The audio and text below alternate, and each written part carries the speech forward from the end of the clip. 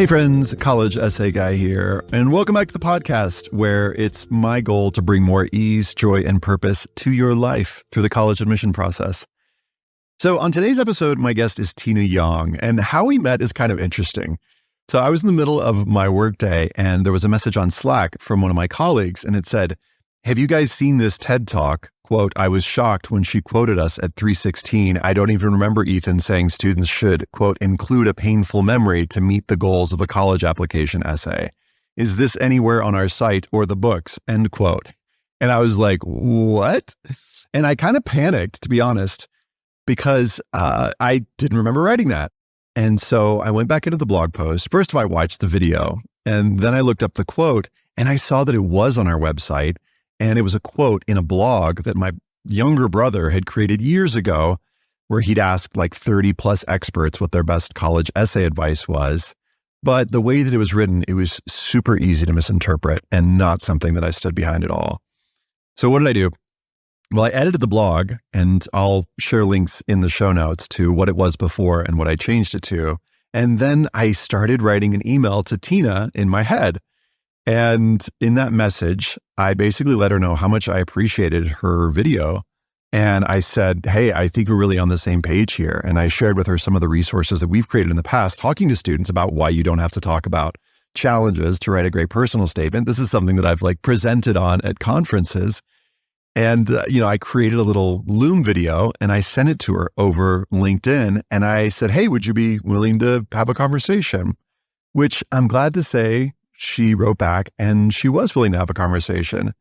And so we chatted and realized, oh, wait, we are kind of on the same page here. And through that conversation, and this wasn't something that I planned, we decided to do a podcast together, which is the episode that you'll hear today.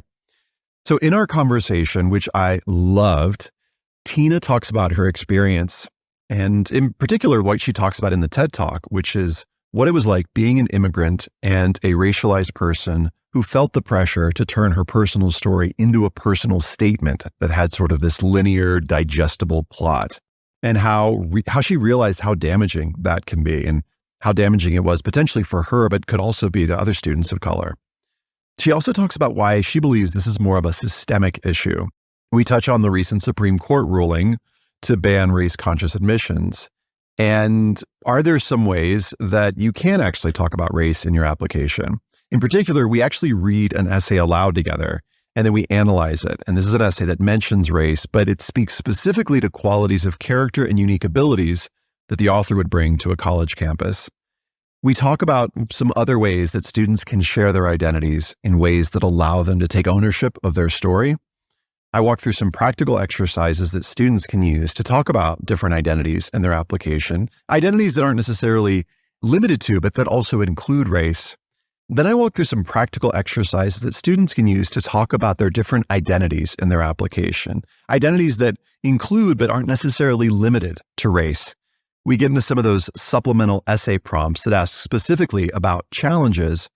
And finally, Tina leaves us with some specific advice for students and for counselors. Tina Yong identifies in many ways, including a university student in Vancouver studying political science, a competitive debater, student journalist, part-time researcher focused on food justice and gender theory, a general media fiend, and she'll be attending grad school and getting a PhD in an undetermined subject, maybe AI or gender theory, she says, and she's looking to stay in academia as a professor. Hope you enjoy this conversation.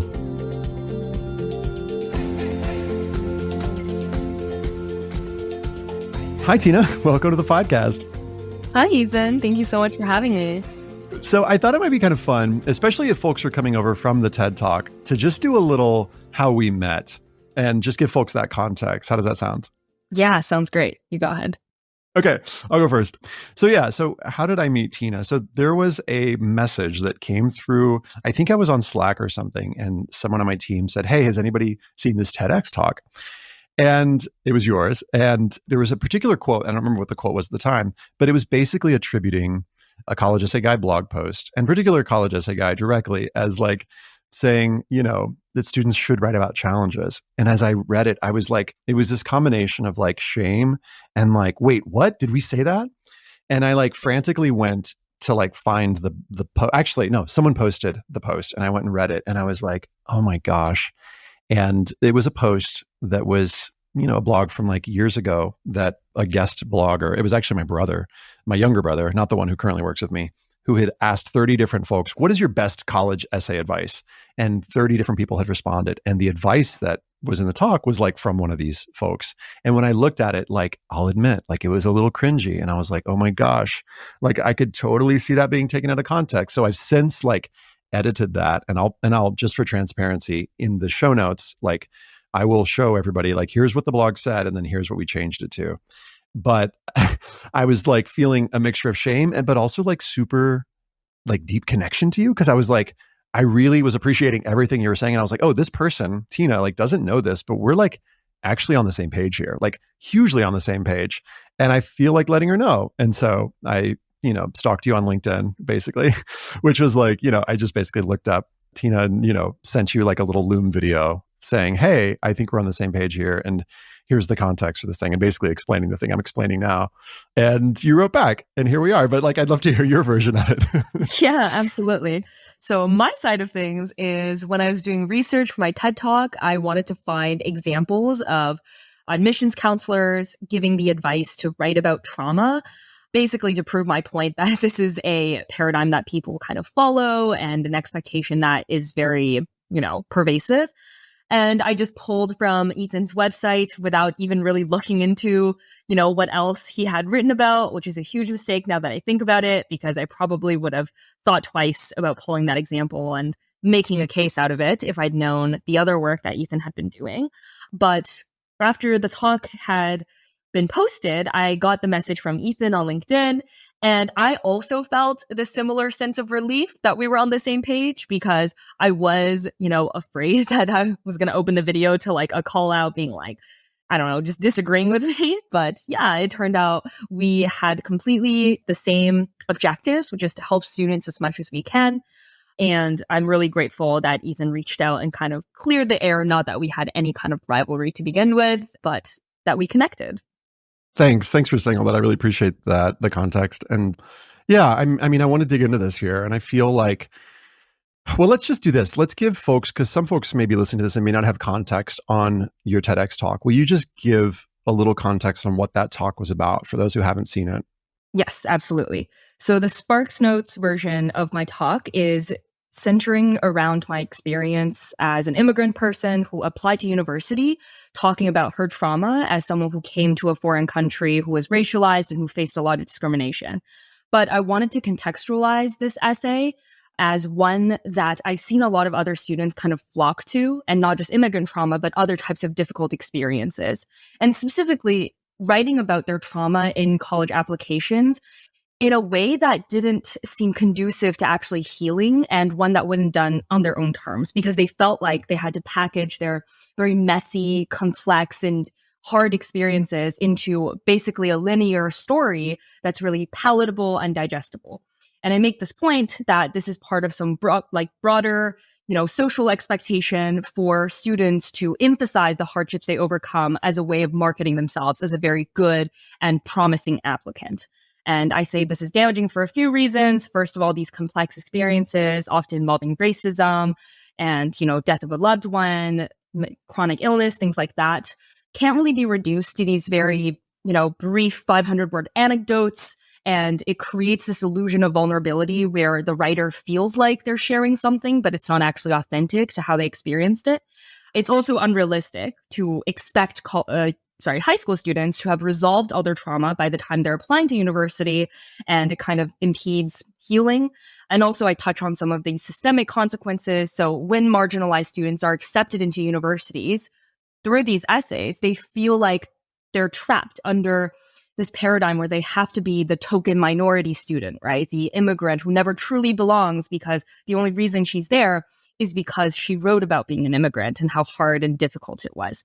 So yeah, the call to action at the end is, first of all, for universities to do better and to restructure their prompts to give students more room to take ownership and have autonomy over their narratives and not feel like they have to write about their trauma, or at least write about it in a certain way. And also for individual students to, advocate for themselves to an extent and take ownership of their narrative as well. And counselors play a role in that, kind of as the middleman. Yeah, I'm just really appreciating what you're saying, what you're sharing here. What inspired you to give this talk in the first place? I think there wasn't a singular moment where I'm like, oh, this should be a TED Talk, but there was just a general feeling I had when talking to some of my friends in university and realizing in conversation that this pressure I experienced when I was a high school student to package my immigrant story, something I felt kind of embarrassed to do because it felt like lying a little bit. Not the story wasn't true, it just didn't feel authentic. But when I was talking to my other friends about it, I realized they had gone through something very similar. And they were also feeling like they were exploited by universities, by their admissions counselors, and pushed to talk about themselves and market themselves in a certain way. So it's a universal experience. And it continued to affect them well into their university career, where they were feeling the same way I did, which is, I don't deserve to be here. And the only reason I got in is because I chose to, lean into this sympathy narrative. So yeah, I wanted to make sure this issue receives this public exposure and kind of gets this mainstream recognition that I didn't feel like it had. So that's why I wanted to do the talk. And there's a personal aspect as well. I really wanted to retell this story because, as I said before, I was feeling very conflicted about my decision. I didn't feel good about it. And I think this talk gave me a very valuable opportunity that not many people get to kind of do it again. And this time present the narrative that I wanted to tell. Yeah. I want to say that this was something that 8 years ago or something that I got really present to after giving essay workshops. And I would do these essay workshops all over the world in some cases. And oftentimes early on, students would kind of come away feeling like they had to write about a challenge. And I was like, why? What am I doing that is memeing this essentially? And what I realized is that by starting my workshops with talking about this, what we'll call narrative structure, and having them have an experience in the workshop of oh yeah, here is a challenge-based story that I could write. Oftentimes students were becoming connected to, and in some cases attached to that story. And it was a simple shift that I made and that we made at College Essay Guy eventually. But I needed to actually just start my workshops with here are all the other things that you can write about. Right. And brainstorming all these other possibilities. And then, okay, also, if you have faced a challenge, here's a way that you could write this. But it was sort of just flipping that and getting students to become, in some sense, attached to these other possibilities, which we'll kind of share later in the episode. And we've got a guide that we'll put in the show notes. But I think this is my way of saying I was guilty of contributing to this for a couple of years until it was I actually need to just get real creative and to start with, here are the other options. Mm-hmm. So what was the response like to the TED Talk? The response was very overwhelming. It was overwhelmingly positive because so many people had expressed gratitude and, thank you so much for shedding light on this. This is exactly what I experienced. This is people from all over the world applying to tons of different colleges. It was a really unexpected response, not entirely because, again, in my conversation with people, I knew that I wasn't alone in this experience. But I think just the extent to which people really lashed onto this and said, yeah, what you're describing, I experienced that exact thing. It felt very cathartic for everybody who responded to me. It felt like I had somewhat, maybe accidentally lifted the rug, that a lot of people felt like was covering this issue that they were just really itching to talk about. So I'm glad I gave people that sense of relief and brought attention to something that clearly needed it. And also at the same time, I feel like some of the responses I've received make me feel frustrated because it's clear that this is a paradigm that's still very much affecting people. There's high school seniors asking me, I heard your talk, I really relate. I feel pressured to talk about this trauma of mine, but I don't know if I should. And I feel really ill-equipped to help them navigate that because I'm not a college counselor. And, even as you said, you had struggled with some of these things. So I just feel like this podcast is one of the things I'm doing as a part of overcoming that frustration. I just feel motivated to do more to help people through it rather than just identifying the problem and then kind of not being able to do anything about it. Totally. Thank you. And as you say that, the College Essay Guy in me gets real excited and wants to let people listening know that stay tuned for the practical part where we're going to get really tactical and share some resources and some ideas. But I'd be curious to know, since you gave the talk, is there any way that your thinking has shifted or changed or evolved? Or is there anything that you would have liked to share in the talk that you didn't? Yeah, absolutely. So the same way that, a 500 word count is not enough for someone to recount their life story or the most traumatic parts, I felt the same way about my 13-minute TED Talk. There's so much to say about this issue. I'll try to keep it short, but I think the takeaway that I wanted to put more emphasis on in the talk is that this is a systemic problem, right? So there's individual students coming to me and saying they feel really bad about writing about trauma or having written about it when they got into university. And I want to alleviate some of that guilt because I understand the pressure. I mean, I fell prey to it. So no one's really immune to this pressure, not the counselors who encourage it, not even maybe the universities who exploit it. Of course, it's a sliding scale of accountability. But I want to say to individual students that if you still choose to write about trauma, that's a very valid choice. And hopefully through the rest of this episode, we'll talk more about what it means to make that choice in an informed way rather than, just kind of feeling pressure to do it by other people or by the culture. But yeah, just that this is not an individualized kind of problem and writing about trauma shouldn't be stigmatized. I mean, I feel like, people generally want to present themselves in a very positive and perfect kind of way. So I want people to resist that as well, is only talking about your victories or wins, because it's important to address that, you face certain difficulties, but there's a way of doing it that gives you more agency than the counterfactual. And that's what I hope we can shed light on. And lastly, I want to give a shout out, I guess, to anyone who has written about a trauma and they still didn't get accepted into the university they applied for. I know that can be a super harsh experience. And it really points to why I believe it's so damaging when people are pressured to share these things.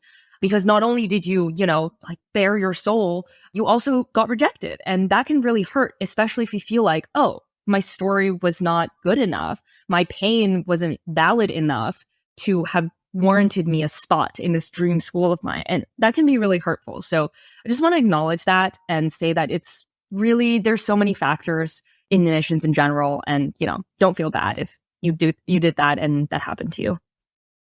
Yeah, I really appreciate that. I want to double click and underline and bold what you just said, that I think there's often this experience that we have when we go through this process of writing about ourselves and we become really identified with it. And it can feel like rejection of the essay or rejection of the application is like rejection of me. And so I just want to we'll put in the show notes other, things that there's so much other math that's going on from these colleges in relation to, for example, institutional priorities that make this in some ways much less personal than I think sometimes we think it is, especially when we're writing about something that's meaningful to us. So I'm so grateful for that point.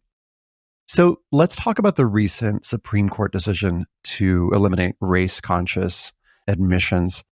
Is your sense, how do you feel like this ruling might change things for applicants of color?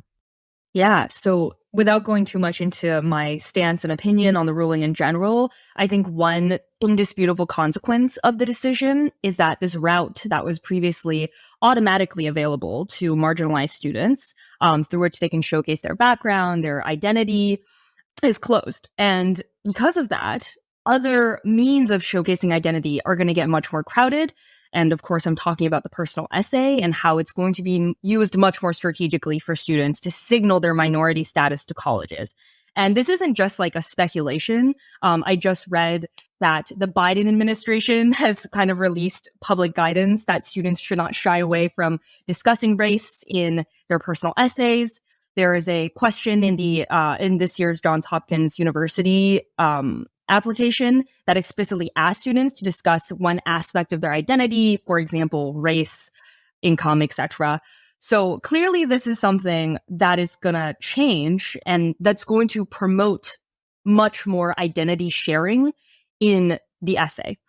So I think this is going to have really complicated implications, and it does feel kind of like a Band-Aid solution, or if not a Band-Aid solution, then not an ideal solution, right? To just push students to talk about their status or to hint at it.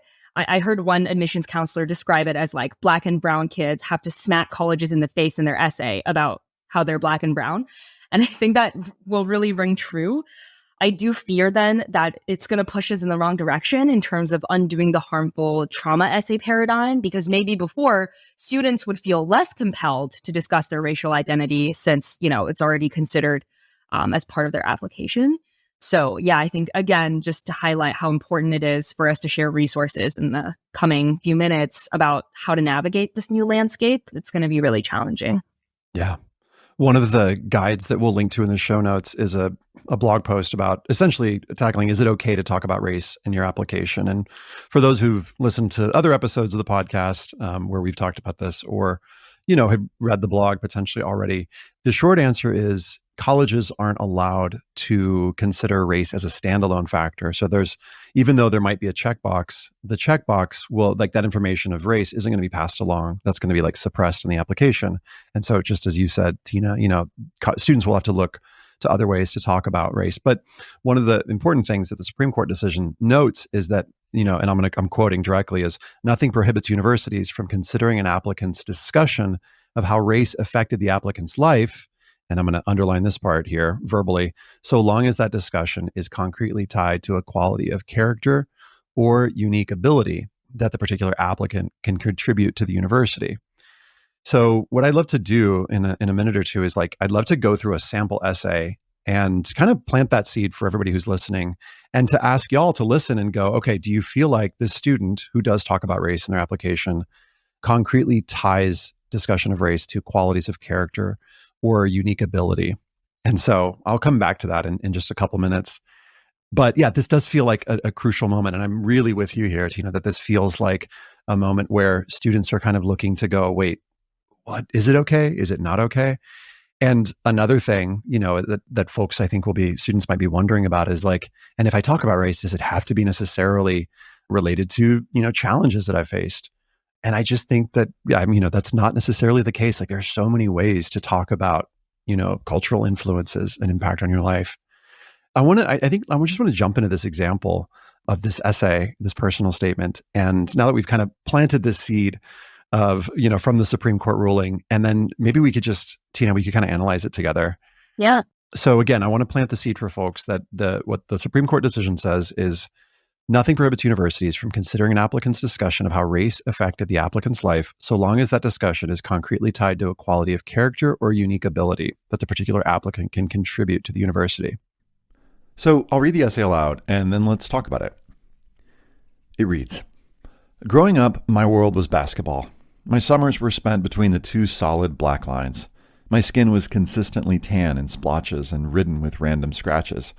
My wardrobe consisted mainly of track shorts, Nike shoes, and tournament t-shirts. Gatorade and Fun Dip were my pregame snacks. The cacophony of rowdy crowds, ref whistles, squeaky shoes, and scoreboard buzzers was a familiar sound. I was the team captain of almost every team I played on, familiar with the X's and O's of plays, commander of the court, and the coach's right-hand girl. But that was only me on the surface. Deep down, I was an East Asian-influenced bibliophile and a young adult fiction writer. Hidden in the cracks of a blossoming collegiate-level athlete was a literary fiend. I devoured books in the daylight. I crafted stories at nighttime. After games, after practice, after conditioning, I found nooks of solitude. Within these moments, I became engulfed in a world of my own creation. Initially, I only read young adult literature, but I grew to enjoy literary fiction and self-help. Kafka, Dostoevsky, Brandon, Csikszentmihalyi. I expanded my bubble to Google Plus critique groups, online discussion groups, blogs, writing competitions, and clubs. I wrote my first novel in 5th grade, my second in 7th grade, and started my third in 9th grade. Reading was instinctual. Writing was impulsive. I stumbled upon the movies of Hayao Miyazaki at a young age. I related a lot to the underlying East Asian philosophy present in his movies. My own perspective on life, growth, and change was echoed in his storytelling. So I read his autobiographies, watched anime, and researched ancient texts, Analects, The Way, Art of War. Then I discovered the books of Haruki Murakami, whom I now emulate in order to improve my writing. Like two sides of a coin, I lived in two worlds. One world was outward, aggressive, noisy, invigorating. The other, internal, tempestuous, serene, nuanced. Internal and external conflict ensued. Many times I was seen only as an athlete and judged by the stereotypes that come with it. Self-centered, unintelligent, listens to rap, But off the court, I was more reflective, empathetic, and I listened to music like Florence and the Machine. I was even sometimes bullied for not acting, quote, black enough, end quote.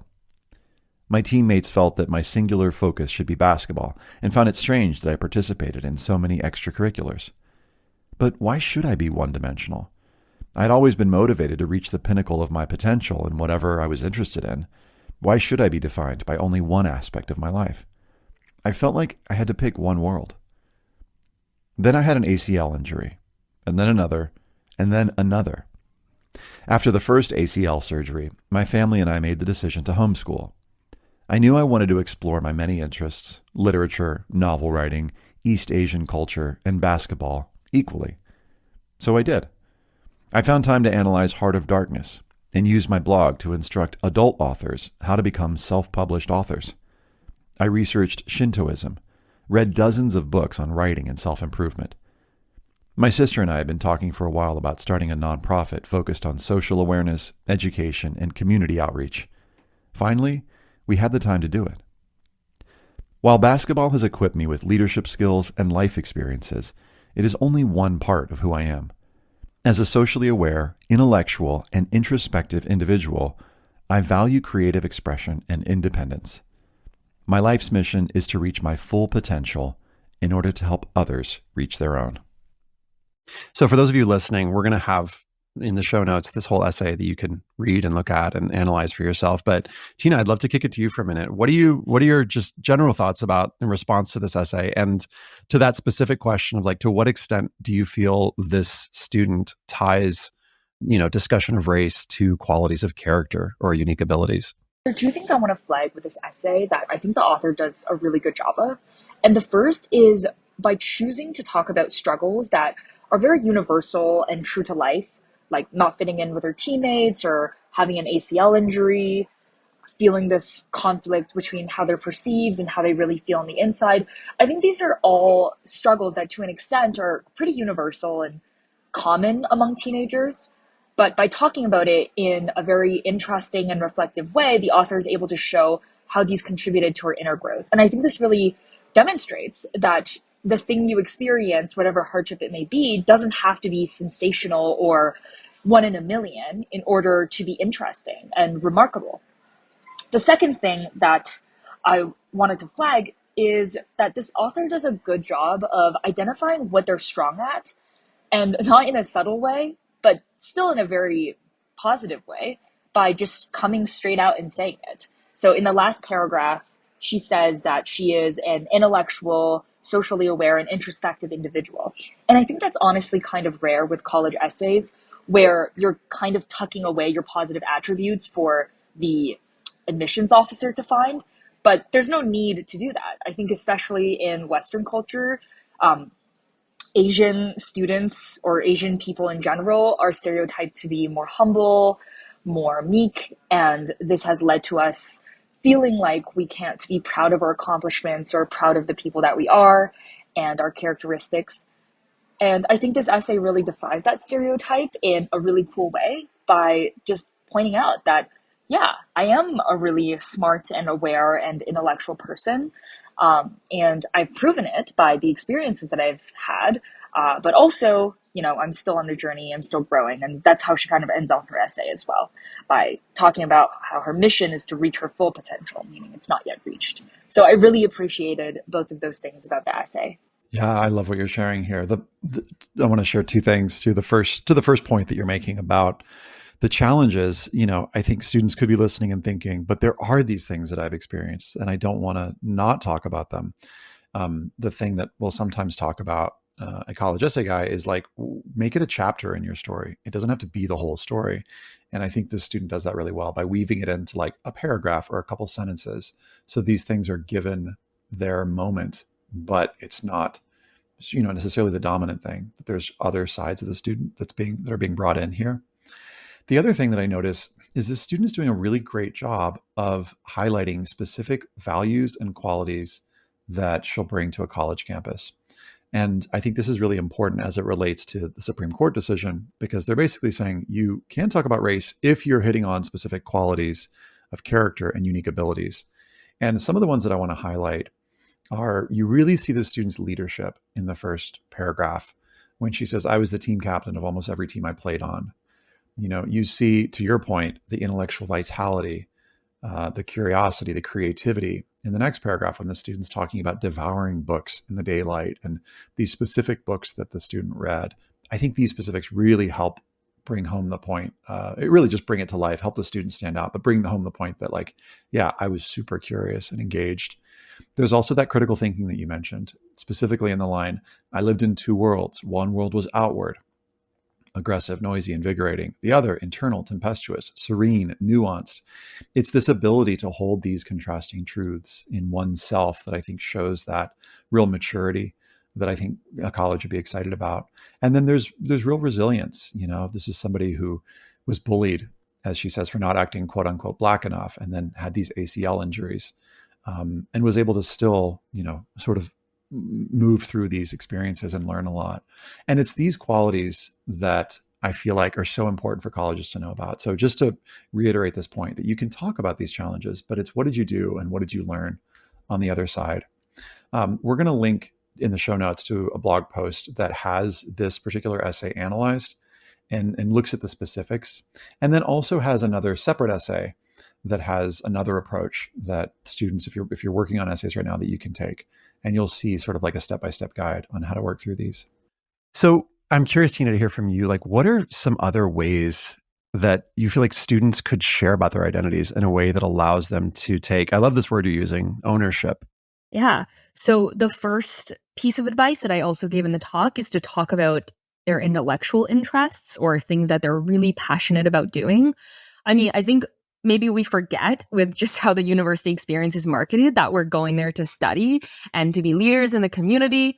So talking about, why you feel compelled to study political science, for example, or biology, or any of the other fields that you're interested in pursuing is going to show to this school that you're there to be academic and make a contribution to the classroom environment as well as the social environment. And that will get you pretty far, I think. And not just mentioning that you have an interest in biology, but where that interest came from. And I think those stories are good examples of, kind of whimsical anecdotes that don't have to be traumatic to be interesting. Like the example I give in my talk is how when I was watching reality TV, I started to become really interested in the politics behind it, specifically the politics of the media production, the gender dynamics, and things like that. And I could have talked about that. I wish I talked about that in my essay, and it wouldn't have leaned on the traumatic aspects of my immigration story at all, or I didn't have to, rather. The second thing is to frame your adversity, if you choose to talk about it, as an ongoing journey. Like I mentioned earlier, what the essay that we discussed did really well is acknowledging that trauma is something that people grapple with for a very long time. And it's unrealistic for it to have resolved before the time you've become an adult. So making space to talk about how, if you lost a family member, that's something you still feel really sad about and that you are processing, even though it has led to certain, positive experiences in your life or certain lessons. That's something I think you should be allowed to say if that's authentic to how your experience actually went. So yeah, that resisting the linear narrative that colleges are maybe expecting. And lastly, I've seen this a lot after the Supreme Court ruling with students kind of being very careful, towing this line between what's okay to talk about and what isn't in this essay. Is my trauma too much? Is this being too obvious when I'm trying to show that I'm a person of color? I think if you don't want to play this game of respectability politics, I would call it, and try to sneak in your racialized background into your essay, you don't have to. It's not going to be a popular choice, I would say, and maybe it does come with its own risks. But I think if you really don't feel comfortable with it and you feel like it's going to make you feel bad about it after, you shouldn't have to do it. There are options, some of which I just listed, but also you can choose to talk about other aspects of your identity that maybe aren't as difficult, right? If maybe being an immigrant or a person of color is the thing that you feel like has impacted you the most, but if you're not ready to talk about that, you can focus on something else that maybe isn't as emotionally taxing. And I think that's totally a valid choice. And I feel like I've heard counselors when I was in high school, say things to people like, oh, you have such a good story. Like your parent had a terminal illness and you had to deal with that. Like it would be a wasted opportunity to not take advantage of that. And I think that's a really damaging thing to say because it frames these experiences as nothing more than just essay prompts. And it also, again, forces this person to deal with something that they're still in the process of healing from. So yeah, I would say those three main tips. But I'm curious to hear, Ethan, what you think, because you're the expert here. Well, I'm just a college essay guy, but yeah, I mean, one of the things that you're saying that's really resonating with me is like, there's a difference between writing about a tough experience and writing about a tough experience for your college essay. And I'm a big fan of using writing as a tool to process tough stuff that we've been through. And there's an exercise that we'll link called the feelings and needs exercise that if you're a student listening and you're like, I don't know if I want to write about this, like you don't have to commit to writing about it for your college essay like today.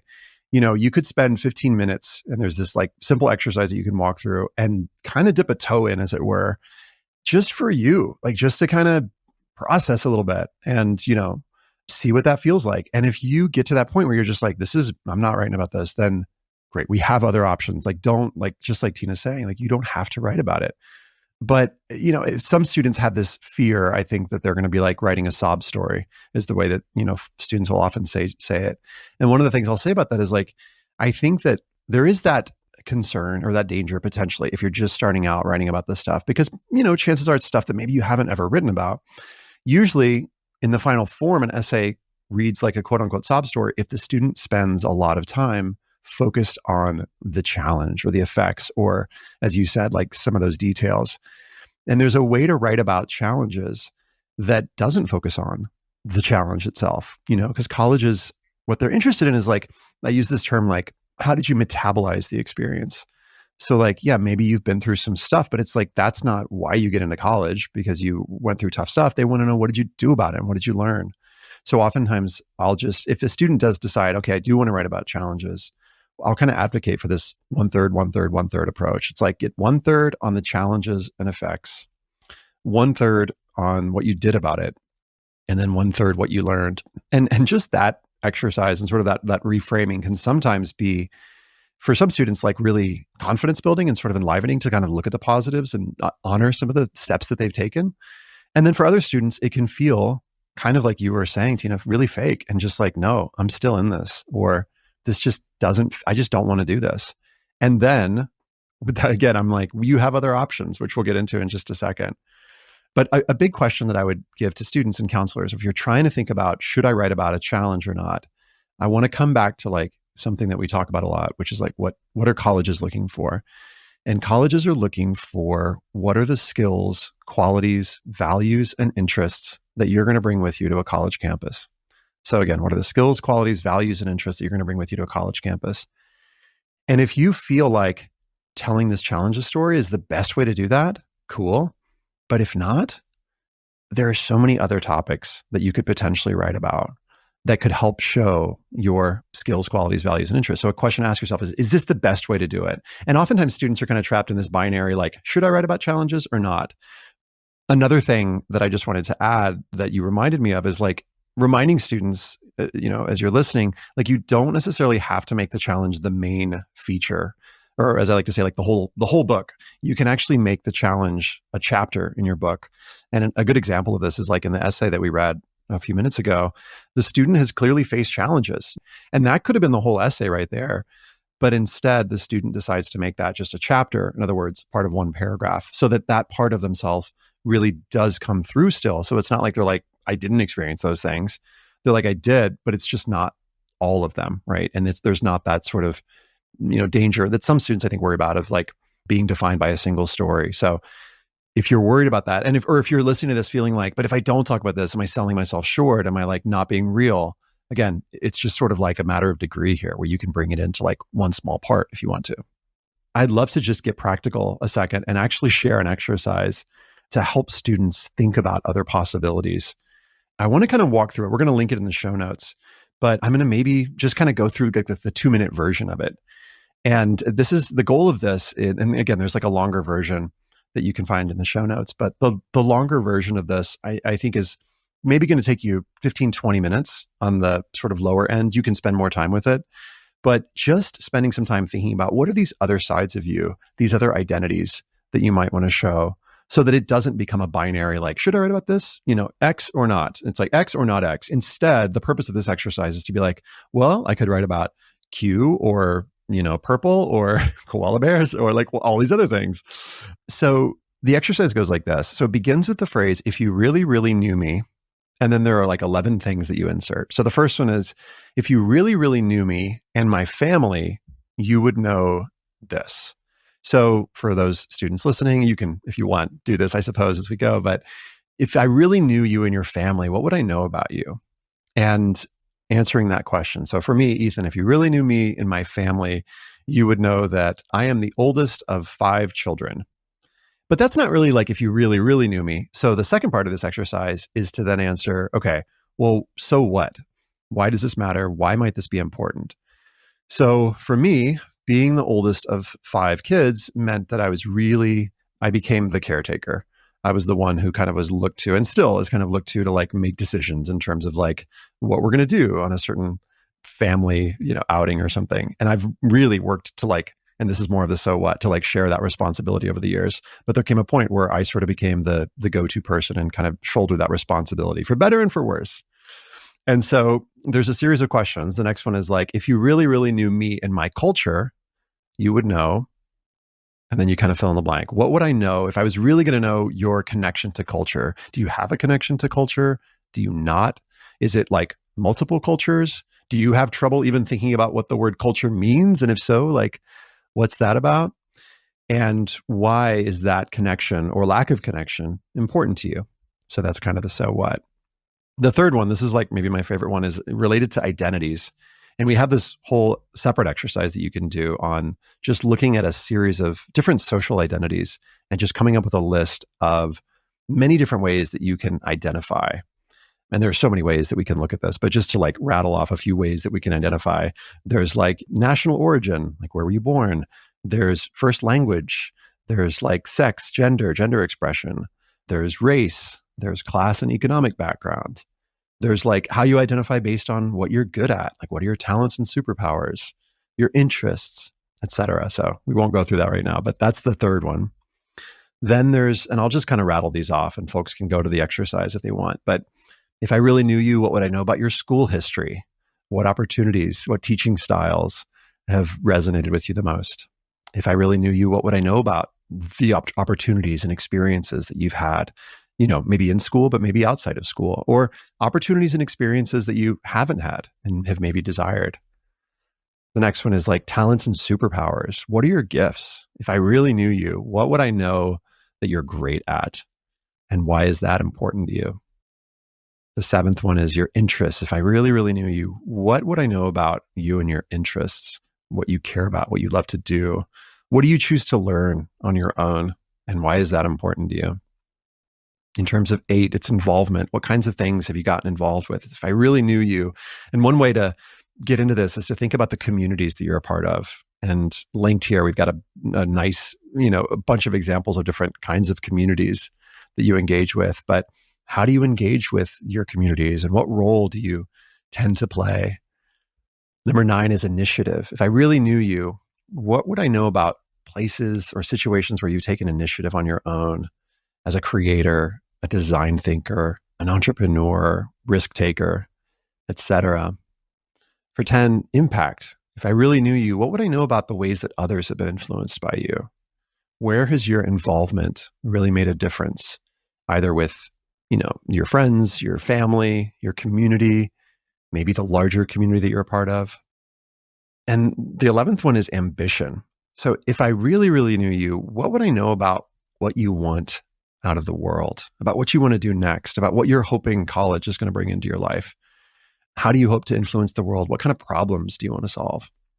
And I know I kind of went through those quickly, but if you just spent, let's say like 20, 25 minutes just making a list of like answers to those questions, and then for each one answering, so what, why is that important to you? I recommend students do like 3 to 5 for each one if you can. That might take you a little bit longer, but it's going to give you just this like wealth of potential stuff to write about.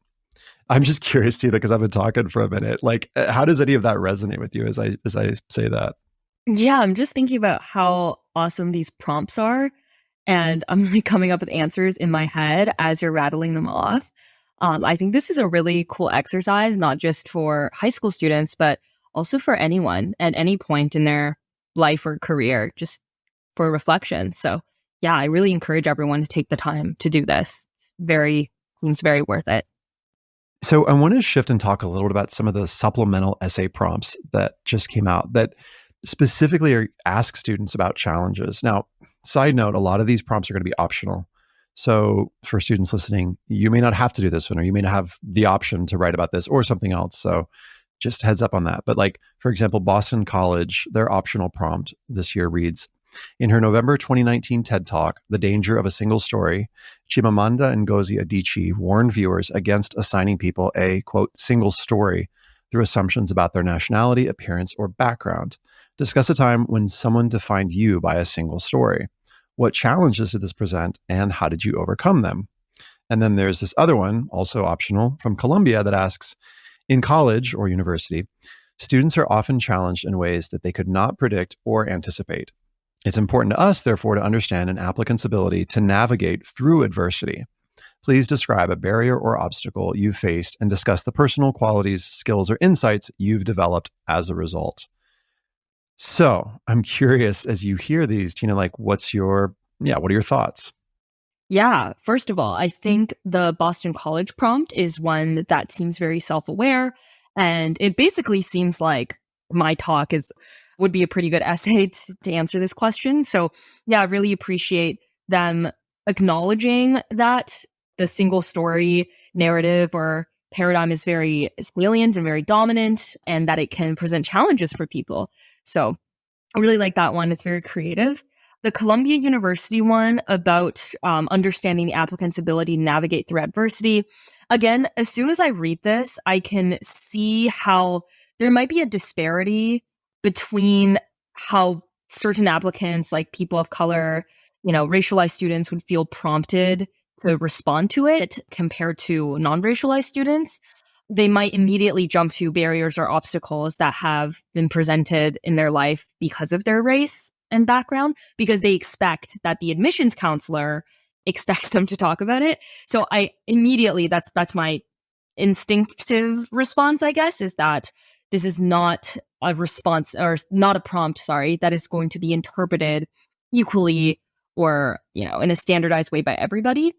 And I would also be wary of emphasizing this quality of resilience, because in my talk, I discuss how a lot of college counselors say that white students feel like they have the space to talk about their victories and their triumphs, but then Black students or racialized students feel like they have to talk about their resilience, right? That's like the crowning achievement of a person who is oppressed in some way in society, is to be resilient.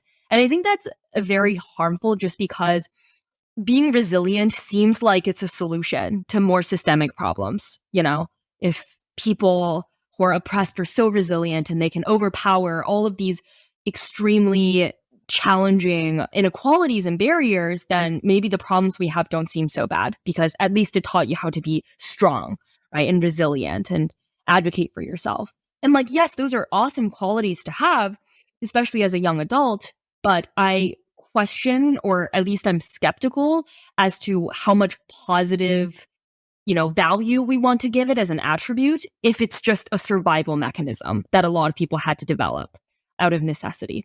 So, I'm feeling kind of about the second one. I understand what they were trying to do, but I also want to emphasize that it's okay if the hard thing you experienced didn't make you a stronger person. Maybe you went through a mental health crisis, right? And it completely broke you. And you came out of that, maybe not more resilient, but more afraid that something else is going to be the last straw on the camel's back and send you down, spiraling down something again. And that's a totally fair response. I feel like not everyone should be made to feel as if the difficulties they encountered in life needed to have forced them to grow, right? Some people don't grow. Some people take years to recover from trauma. And I want to make sure that, we're making space for that. Yeah, I'm really appreciating what you're sharing, the perspective you're bringing.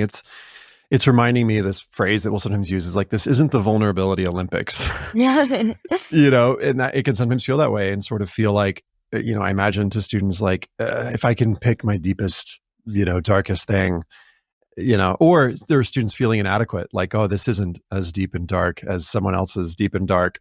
And so my challenge isn't quote unquote good enough. But I want to point to like a tactical thing, which is like, if students listening, if you're choosing to write about these prompts, I want to again like advocate for that one third, one third, one third approach. And that's not like a strict budget, but like, and the prompts kind of point to it. They say in the Columbia one, describe a barrier or obstacle you faced and discuss the personal qualities, skills, or insights you've developed as a result. So that's pointing directly to that, like the middle part, what did you do? And then the final part of like, what did you learn through the experience? So I just want to say, like, if y'all do decide to go here, first of all, be easy with yourself. If you do decide to write this and the first draft is mostly challenges based, write past it. In other words, don't just write whatever the 250 words, like keep going, because oftentimes students will stop at the 250. They've like used 200 words to describe the challenge, and then they only use 50 words to write about the other two parts of what they've done and what they've learned. So I want to just encourage you, practically speaking, to like write past the word limit, and then you can come back and kind of squish the challenges and effects up earlier so that you give yourself in your essay that space to be able to share the qualities that you developed through the experience, whatever, experience you decide to talk about. And also want to just like underscore and agree with, yeah, and it doesn't have to necessarily be related to race. It could be, but it doesn't have to be. A couple resources that I want to just flag for students who are listening. We're going to have 3 different ones, at least in the show notes. One of them is essentially going to have a similar title to this podcast, but it's going to give an analysis of the essay that we already went over. And then underneath that, one of the ones that you mentioned, Tina, that I was really grateful that you mentioned, is talking about a thing that you just care about a lot. And the second essay that we'll analyze in this post is looking at, here's a student who's writing about, something that they just care a lot about. And underneath that, you'll find a YouTube video that has like just an opportunity for you, students listening, to come up with other topics. So if you do this exercise that we mentioned earlier and you're like, I still don't have a topic, this video will give you like, 7 different potential topics that you could come up with in about, 20, 25 minutes. The other one that I mentioned earlier is this blog post that is on, is it okay to talk about race in your college application and essays? And if so, how should you do that? And one of the things I look at there is an application by a student who wrote about race in her application a few years ago and was applying to a highly selective school. And I analyze it sort of piece by piece and, basically in bold, put, here are all the instances where the student is connecting race to like unique character and unique qualities. And then these supplemental essays that we just talked about, there are a whole bunch of new ones. Like I've been combing through them over the last couple of weeks since they were released. And there are so many new prompts from different schools. Again, many of them are optional. So if this isn't your jam and you want to write about something else, in most cases, you'll be able to choose a different prompt. But if you are choosing to answer one of these prompts that in some way relates to diversity or inclusion, or in many cases, it's phrased as like, and then what will you contribute based on your background? There's a separate blog post that's related to like addressing some of the most common supplemental essay prompts. Broadly speaking, it's like the quote unquote diversity essay, because that's what some college admission officers call it. So we'll have all those linked in the show notes. But I'm feeling super grateful to you, Tina. I mean, I'm just appreciating there's like a clarity and a rigor that you bring to this conversation. And I'm like wanting to have other conversations with you about this. I'm curious, Tina, what do you want students, families, what do you want counselors to take away from this conversation? Yeah, absolutely. So I'll start with counselors. I would advise the counselors to look up to the college essay guy and treat, this, I guess, industry, but more this craft of essay advice with as much self-awareness and responsibility as you, Ethan, have treated it with, because I think it's kind of rare to see this level of conscientiousness and to realize that some of the problems in the field of admissions. And I want to note that it's a very sacred responsibility to be in this role. It's a huge one. So I feel empathetic towards counselors who feel ill-equipped because there are a lack of resources.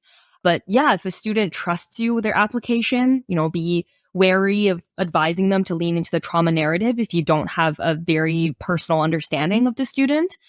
And if they're the ones who are expressing the desire to write about a certain traumatic experience, I would encourage you as a counselor to probe the student to investigate it deeper, right? To make sure that if they do make that choice, that they feel empowered to do it on their own terms and it's an informed choice and they have the resources to, write about it in a way that doesn't commodify or cheapen the experience for them. And yeah, just keeping in mind this emotional safety of the student above all else. I know that, college advising can be very results oriented, like how many students did you get into XYZ university? But even if those numbers are achieved, I would warn counselors of only thinking about that as the primary outcome or goal. And for students, especially those who are gearing up for application season, I think as a young person living in a society where you're oppressed or othered in some way, or you just went through something that's really difficult, it can be really hard to know who you are beyond these identities that are already imposed on you. And it's even harder when you're going through this process where you're operating under the trauma essay paradigm and everyone else around you, your counselors, your parents, your friends are expecting you to write about that one bad thing that happened to you, or maybe some aspect of your identity. So I understand. And I would say treat it with care and take the time, do these exercises, really think about this choice, because in the moment, you don't realize how it's going to affect you. I'm coming to you as someone who did make that choice, but not in an informed way and is now kind of regretting it when I look back. Because writing about your experience through this myopic lens of what will sell to an admissions officer, it has real consequences on how you see yourself as well. Because now I always question my accomplishments. I always wonder if I really deserved my place here or if I'm, would have gotten in if I just written about who I really am because of my choice. And, if you make the same one, I wouldn't judge you for that, but just make sure that you know the implications. And one thing I would recommend maybe is to think about how the closest people in your life perceive you, like your family, your friends, your mentors. Do they just see you as this one narrow aspect of your identity? Or do they just see you as a victim of this terrible thing that happened to you? Probably not, right? You didn't have to prove that you had potential by undergoing some traumatic process, right? And these are the people who believe in you the most, who are probably rooting for you and think that you have, amazing capacity to do great things. So if they admire you and are willing to invest in you and believe in you without you having to prove that you went through some bad thing that made you a good person, then I would trust that you can prove that and showcase that to an admissions officer as well. It's going to take some work because they don't know you personally and they haven't seen you grow and develop over time, but it's work that can be done. And there are options and choices and ways you can do that without leaning into the trauma narrative. So that's my kind of final advice. Really, really good advice. Are there any resources that you would point folks to if they're interested in exploring these topics more for themselves or for, students that they work with? Absolutely. So I think you gave a lot of amazing resources in terms of the essay and application. So I'll keep mine to just kind of more the psychology and trauma side, because I think my talk could have done more to actually help students process trauma outside of the admissions essay kind of realm. The first is a book that I'm sure a lot of people have heard of, but The Body Keeps Score or Keeps the Score. It's all about trauma, intergenerational trauma, and how we process it, how we continue to process it, and all the complexities surrounding that. So I'd recommend reading that. And another one is What We Gain from Pain, which is a podcast from Hidden Brain, one of my favorite shows. It's all about post-traumatic growth, which is this psychological phenomenon that has been studied a lot, where people supposedly gain all of these positive character traits or attributes after experiencing a traumatic event. The show basically interviews this researcher who delves deeper into this phenomenon and kind of debunks it. It's not necessarily false. People do exhibit signs of growth after they experience trauma, but it's a lot more complicated than that. And I think the show does a really good job of addressing how sometimes we don't become better people as a result of pains we experience. And even when we do, it's different than just, this happened to me and I immediately or automatically gained some valuable and employable character traits. So yeah, highly recommend listening to that and checking out the research on post-traumatic growth. Awesome. As we wrap here, I'm just curious, what has it been like to do this podcast with me?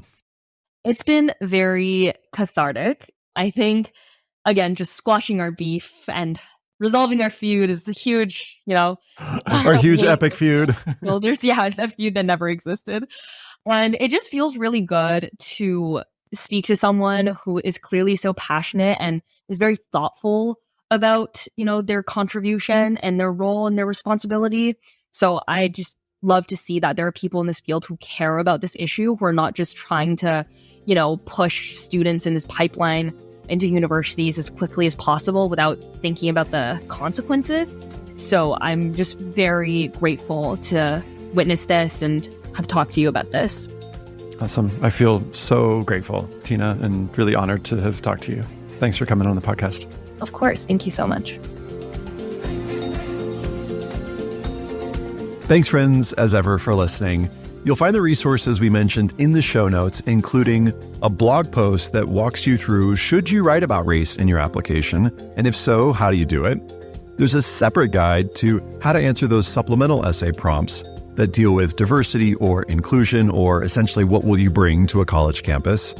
You'll also find a list of colleges and universities that changed their supplemental essay prompts after the Supreme Court decision was released, a resource for counselors on how and why to uplevel your school profile, and then we've got a comprehensive resource on why you don't have to write about trauma in your college essay to stand out and what you can do instead. And you'll find there the links to the exercises that I mentioned, an even more detailed analysis of the essay that we read aloud in the podcast, and another essay. Also, in case you missed them, we've got a few different episodes exploring the impacts of the Supreme Court decision on the college admissions world, an analysis of the actual decision with advice to students and counselors with legal expert Jay Rosner. We've got a resource on 7 things Latinx families need to know about preparing for college. That's with Lorenzo Gamboa from Santa Clara. We've got a Spanish and English version of that one. And then we go behind the scenes at SMU with Rick Diaz, which includes a deep dive into those supplemental essay prompts, some of the ones we talked about with Tina on this episode, and lots more. You'll find it all at collegeessayguy.com/podcast. Hey, if you've got an idea for an upcoming episode, email us at help@collegeessayguy.com. We'd love to hear from you. Thanks, friends, and stay curious.